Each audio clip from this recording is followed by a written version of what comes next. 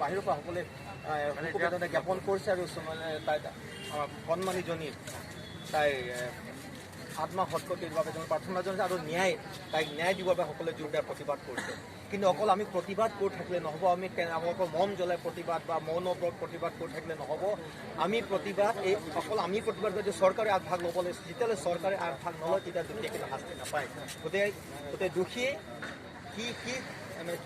কি পৰিস্থিতিত তাই মৃত্যুবৰণ কৰিবলগীয়া হ'লে 12 বছৰ বয়সত তাই এটা সোণালী সপোন লৈ গৈছিল, ৱেষ্ট কাৰ্বি আংলং পশ্চিম কাৰ্বি আংলঙৰ পৰা সোণালী সপোন লৈ গৈছিল তাই ৰহালৈ শিক্ষা গ্ৰহণৰ বাবে।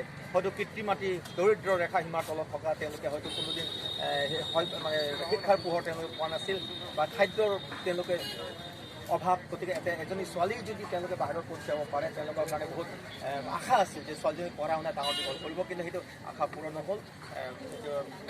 তাত যিসকল অপৰাধী নামো আছে মই ল'ব খোজা নাই, সেই দুজন অপৰাধী নামো ল'ব খোজা নাই তেখেতসকলৰ, গতিকে সকলোৱে জ্ঞাত সেই অপৰাধী দুগৰাকীৰ নাম। গতিকে আমি সকলোৱে বিচাৰিছোঁ এই অপৰাধী দুগৰাকী শাস্তি হ'ব লাগে আৰু সেই শাস্তি দিয়াবৰ কাৰণে সেইটো আমাৰ চৰকাৰে আগভাগ ল'ব লাগিব। আমি কেৱল প্ৰতিবাদ কৰিব পাৰোঁ, আমি কেৱল মৌন সমৰ্থন কৰিব পাৰোঁ, আমি এইটো মৌনব্ৰত কৰিব পাৰোঁ কেৱল ছ'চিয়েল মিডিয়াত। অকল সেইকাৰণে এই প্ৰতিবাদ অকল আমি মম জ্বলাই নহয়, এই আপোনাৰ social media, print media, digital media চবতে ইয়াৰ প্ৰতিবাদ হৈ উঠিছে আৰু উঠিব লাগিব যেতিয়ালৈকে দুখীয়ে শাস্তি নাপায়। যদি দুখীয়ে শাস্তি নাপায় এনেধৰণৰ ঘটনা নিতৌ ঘটি থাকিব, এনেধৰণৰ কণমানি শিশুক আমি নিতৌ হেৰাই থাকিম। আৰু আমি যদি ভাগ অনুসন্ধান কৰোঁ তেতিয়াহ'লে অকল অসমত নহয়, কাৰ্বি আংলং ভাৰতৰ বিভিন্ন ঠাইত এনে দৰিদ্ৰ সীমাৰেখাৰ তলত যিসকল শিশু কণ শিশুৱে নিজৰ শিক্ষা গ্ৰহণৰ বাবে এমুঠি আনৰ ঘৰত আছেগৈ, তেওঁলোকে এনেকৈ নিৰ্দিষ্ট হোৱা বহুতো হয়তো খবৰ ওলাব, আমি অনুসন্ধান কৰোঁ। গতিকে সেইবোৰ কিহৰ কাৰণে হ'ল, এই পশ্চিম কাৰ্বি আংলঙৰ পৰা গৈ তাই কিয় অহা যাবলগীয়া হ'ল, সেইবোৰ চাব গ'লে হয়তো বহুত ডাঙৰ কাহিনী ওলাব। হয়তো স্কুল আছে তাত, হয়তো শিক্ষক নাই, শিক্ষক আছে তেওঁলোকে হয়তো নিজে যিজন আচল শিক্ষক তেখেতে তাত নাথাকি হয়তো তাত যিবোৰ দৰমহা দিয়ে নিজে আকৌ হাজিৰা দিয়ে কাৰোবাক, হয়তো শুনিছোঁ, মই দেখা নাই কিন্তু শুনিছোঁ বোলে 5,000-6,000 টকা মাহেকে বেলেগ এজন শিক্ষকক দি নিজে ঘৰত বহি দৰমহা খাই থাকে, এনেকুৱা শুনিছোঁ। গতিকে এইবোৰ হ'ব নালাগে। আৰু যিসকল মই কাৰ্বি আংলং কাৰ্যবাহী বৰ্ডৰ তুলিয়া মহাদেৱকো মই অনুৰোধ জনাইছোঁ, তেখেতে ইতিমধ্যে ভাল পদক্ষেপ লৈছে যে এই কেছটো CBIক দিব লাগে বুলি তেখেতে অসমৰ মুখ্যমন্ত্ৰী মাননীয় সৰ্বানন্দ সোণোৱালে অৱগত কৰিছে। আৰু মাজতে তেখেতসকলক তুলিয়া মহাদেৱক মাজতে মই অলপ লগ পাইছিলোঁ, এই বিষয়ে আলোচনা কৰিছিলোঁ।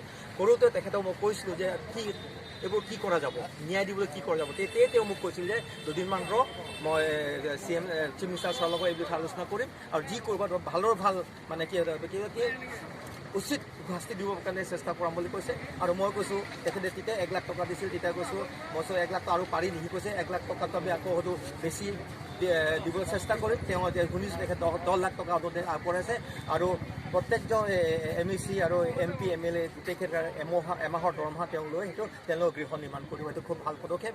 গতিকে এনেধৰণৰ দুখীয়া মানুহবিলাক আমি সকলোৱে সহায় কৰিব। যদি নহয় তেওঁলোকে আকৌ এমুঠি অন্নৰ বাবে শিক্ষাৰ পৰা নিজৰ ল'ৰা ছোৱালীক আকৌ আনৰ ঘৰ যিবোৰ অভিজাত মানুহৰ ঘৰত হ'বগৈ, য'ত তেওঁলোকে পঢ়াম বুলি লৈ যাব কিন্তু তাতকৈ তেওঁলোকে শিশু শ্ৰমিকৰ দৰে তেওঁলোকে তাত ব্যৱহাৰ কৰিব।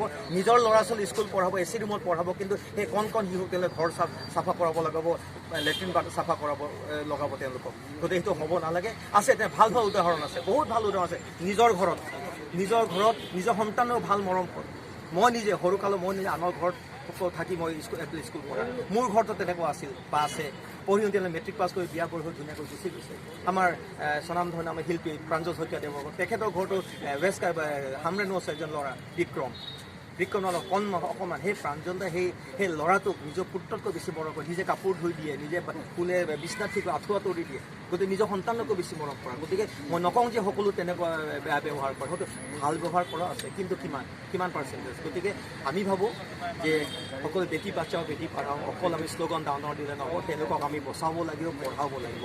কন্যাই মানে মাতৃ আমাৰ শক্তি, গতিকে আমি সকলোৱে বাচিব লাগিব। গতিকে আৰু মই এটা অনুৰোধ কৰিছোঁ, চৰকাৰক এটা হাত জোৰ অনুৰোধ কৰিছোঁ আৰু সকলোকে অনুৰোধ কৰিছোঁ আপোনালোকে সকলোকে প্ৰতিবাদ কৰক, নহ'লে এনেকুৱা ধৰণৰ শিশু কন্যা বা সন্তান বা ল'ৰা বহুত নোহোৱা হৈ গৈ থাকিব। আপোনালোকে প্ৰতিবাদ কৰক যাতে দোষীয়ে শাস্তি পায়। কি শাস্তি দিব আৰু তাই কিহৰ কাৰণে মৃত্যুবৰণ কৰিব লাগিব। কোনোবা কৈছে আত্মহত্যা কৰিছে, কোনোবা কৈছে তেওঁক হত্যা কৰি জ্বলাই দিয়া হৈছে, আমি নাজানো। সেইটো হয়তো CBI ক'ব, সেইটো ফৰেনচিক ডিপাৰ্টমেণ্টে ক'ব। কিন্তু আত্মহত্যা বুলি কৈছে, কিন্তু যিটো দৃশ্য দেখা পাইছোঁ, যিমান দেখি মোৰ এক্সপিৰিয়েঞ্চত যিটো দেখা পাইছোঁ, মই মোৰ ডাঙৰ ভাৱনা যিটো দৃশ্যৰ যিটো ফটো দেখা পাইছিলোঁ, তাৰ মৃত্যুদেশৰ কাষত যিটো ছবিটো ভাবি গান মোৰ ভিউত উঠে, তাৰ কাষত যিটো কেৰাচিনৰ গেলন আৰু মেচ বক্স পৰি আছিল, সুশৃংখলাবদ্ধভাৱে আছিল, পুৰা পৰিপাতি হৈ আছিল। যদি কোনোবাই যে আত্মহত্যা কৰে, মেচটো মাৰাৰ লগে লগে তেওঁ আকৌ মেচ বক্স বন্ধ কৰি থ'ব সময় নাপাব, মাৰাৰ লগে তাত ভাবকৈ জ্বলি গোটেই মেচ জ্বলি শেষ হৈ যাব, কেৰাচিন যেতিয়া চট ফটাব তাতে কেৰাচিনৰ গেলনটো ছিটিকি যাব। আৰু মই যিমানবোৰ পাইছোঁ, মই নিজে চিকিৎসা বিজ্ঞানৰ ছাত্ৰ আছিলোঁ, এটা সময়ত গোটেই কিছুমান জানো অমৃত দত্ত হোৱা মানুহ যে সাধাৰণতে ওপৰমুৱাকে যে চিধু পঢ়ে, নতুবা পুৰা তল পেট কৰি নিজৰ জুই নুমাবৰ কাৰণে চেষ্টা কৰে, তেনেকুৱা মৃত্যুবৰণ কৰা দেখা পাইছোঁ।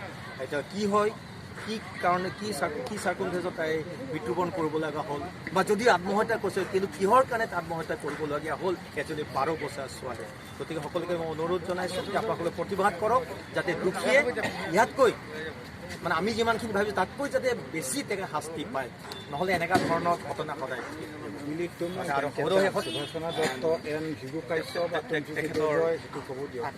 আত্মাৰ প্ৰতি মই কামনা কৰিছোঁ, যাতে আছে কুশলে থাকক। আৰু যিমানখিনি তাইৰ যিটো সপোন আছিল, যিটো সপোন লৈ তাই কৈছিল, তাইৰ সপোন যাতে পূৰণ কৰিব পাৰোঁ। এতিয়া শুনিছোঁ তাইৰ নামৰ এখন স্কুল প্ৰতিষ্ঠা কৰিব বুলি শুনিছোঁ, স্কুলসমূহ তাই এটা মূৰ্তি প্ৰতিষ্ঠা কৰিব বুলি শুনিছোঁ। গতিকে সেইবোৰ কাৰ্যকৰী হওক, আৰু সেই স্কুলতে যিবোৰ দৰিদ্ৰ ল'ৰা ছোৱালীবোৰ যিবোৰ বাহিৰত পঢ়িব, সিহঁতে সেই তাত তাইৰ নামৰ স্কুল যাতে শিক্ষা গ্ৰহণ কৰে, যাতে সুন্দৰ ভৱিষ্যত